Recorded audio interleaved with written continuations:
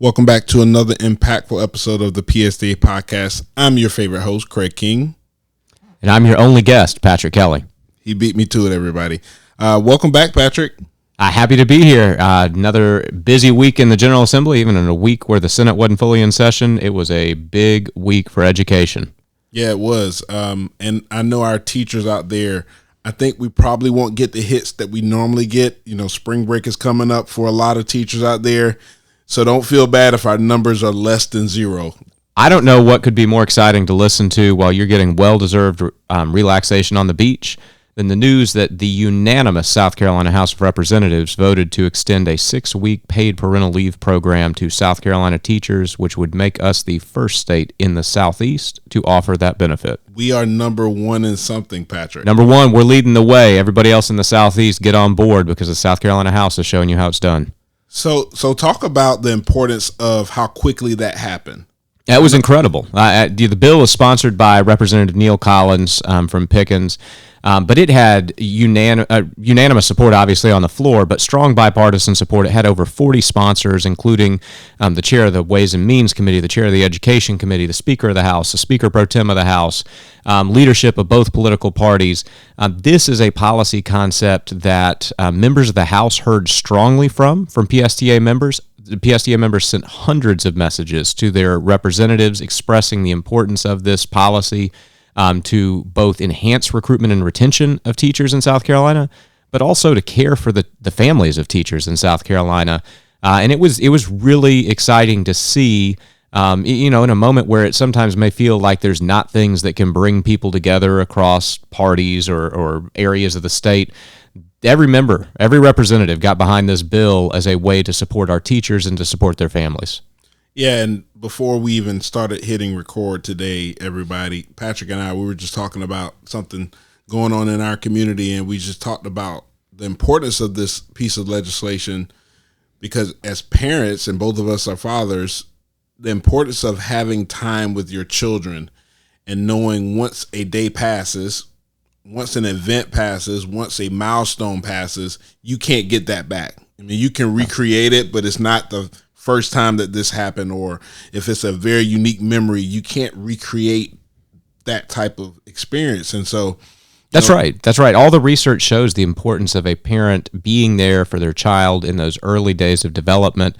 And so this is a unique policy. Usually policy conversations get caught up in the policy weeds, as it were, of will this enhance recruitment and retention? The answer is yes. We know that. 93% of our members say it will enhance retention. And it'll enhance recruitment. We actually got a message from a teacher in North Carolina that was upset because her state's not on board with this and South Carolina's leading the way. Sometimes policies like this get caught in the weeds of the finances. What's it going to cost? And there are 4 districts in South Carolina that have already piloted this program kind of as a proof of concept. Big shout out to Rock Hill, Spartanburg 5, Spartanburg 6, and Florence 1 for showing this can be done with existing resources. They prioritized it. And so sometimes policy gets stuck there, but in this case it didn't because it's been shown that we can afford it. But sometimes policy just gets decided because it's the right thing to do. And that's what this bill is. This is the right thing. This is the right concept to be pro-family, to provide the people that care for the children of South Carolina every day at work with the capacity to care for and build a nurturing relationship with their own child upon birth or adoption. This is a perfect alignment. It checks every box, and so it's exciting to see it move over to the Senate. Now, we only got 5 weeks to go, so we need people to reach out to their members of the Senate to ask them to make this a priority. This is a concept that Governor McMaster has strongly supported in the past for state employees, but we only got till May 11th. If that bill doesn't get passed by the Senate by May 11th, it can start in the Senate next year. It's not dead, but I'm going to guess there's some teachers in South Carolina that are going to have a baby or adopt a baby between now and January 2024. So on behalf of them and on behalf of all teachers, because if we can better retain teachers, this benefits everybody, whether you're having a child or not, because every teacher knows what happens if somebody has to resign mid-year for family reasons. Everybody else gets left picking up the pieces with larger class sizes or split classes. This benefits everybody, so let's get it to the governor's desk. I would encourage everyone, reach out to your senator this weekend. Let them know this has unanimous support in the South Carolina House, and the South Carolina Senate can join in and make us the leader in the Southeast on this policy. And by the time you hear this podcast, you would have received Patrick's email giving you the perfect opportunity to contact your senator. So make sure you do that. So you mentioned Senate is on furlough this week, but they actually got some work done this week. They did this. The primary reason they were on furlough, and they weren't technically on furlough, they were in perfunctory session, so they could formally move things without meeting. But the biggest reason was to give the Senate Finance Committee space to meet to develop their version of the state budget, which they did on Monday and Tuesday with not a lot of debate, to be honest with you. And so on Tuesday, they approved a version of the state budget that has some differences, but in the education space, it's almost identical to what the House of Representatives passed. Most notably, it maintains the $260 million increase in the state aid to classroom program, which will fully fund a step increase for every eligible teacher, as well as a $2,500 pay increase to every cell on the statewide minimum salary schedule. Now, PSTA was hoping to see a little bit more in the Finance Committee beyond what the House did, not because we are ungrateful for what the House did, but simply because the Senate has an additional $500 million with a B dollars to work with compared to the House. And that could go a long ways toward doing a little bit more for educator salary than the House did. But as the budget moves to the floor for Senate floor debate during the week of April 17th, the teacher pay raise component of the budget stays the same as it has been throughout. $2,500 raise to every cell on the statewide minimum, $260 million additional dollars to districts. Yeah, so not much difference there to our listeners and teacher friends out there.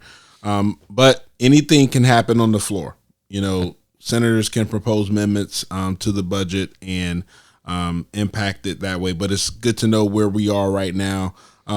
Before we exit to anything, Patrick, I want to give a quick shout out to the teaching fellows at the following universities: USC Aiken, Anderson U, College of Charleston, Charleston Southern, and Clemson University.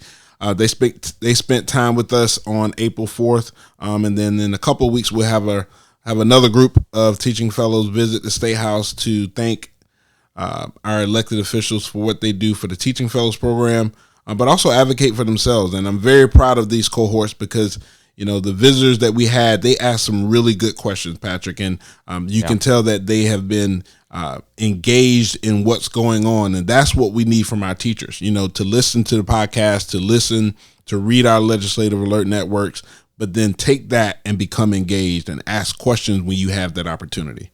Yeah, I mean, I wish that every teacher in South Carolina could have the opportunity to spend a morning with our teaching fellows because the future's bright in the education profession. Yeah. Sometimes I get it, especially this time of year when everybody's tired. It is easy to get worn down, and it is real. The challenges are real, and the burdens are real, and the working conditions are not as good as they should be. But to know that the level of talent and passion that is demonstrated in our South Carolina teaching fellows is the future of the profession makes me hopeful as a teacher. I'm excited to be a colleague of these individuals in the next few years as they get their own classrooms and move into South Carolina schools. And PSTA is going to continue to advocate on behalf of them, on behalf of a 30-year veteran and everybody in between, because it takes a collective effort of everybody from the novice teacher to the most seasoned veteran to ensure that our students are getting the learning experience they deserve and we have the working conditions that teachers deserve in their classroom. The one thing I'd add to the Senate budget salary discussion, yes, the Senate is coming on April 13th, and maybe there'll be a further increase, but maybe there won't. But it's also worth noting that we're getting awfully close to May 31st, which is when the statewide Teacher Recruitment and Retention Task Force has to make recommendations to the General Assembly. I know that task force is working on issues related to compensation, and there has been stated support from the governor and leadership in the General Assembly to look hard and try to implement the recommendations from that task force. So we want to see everything happen as quickly as possible. And we'll continue to push for that, but we're also going to continue to work toward the long game of making sure that we have the working conditions that teachers deserve in South Carolina. Well said, Patrick. And we might even, with some of this new policy, get some teachers from Alaska to move down here to South Carolina. I would love it because they will be fully versed on South Carolina education policy, because what else do you listen to in Alaska except for the PSTA podcast? Oh, man, great plug. And with that, we will end. We want everybody to enjoy their weekend and their week ahead. This has been another impactful episode of the PSTA podcast. I'm Craig King, your host. Take care. See you next time.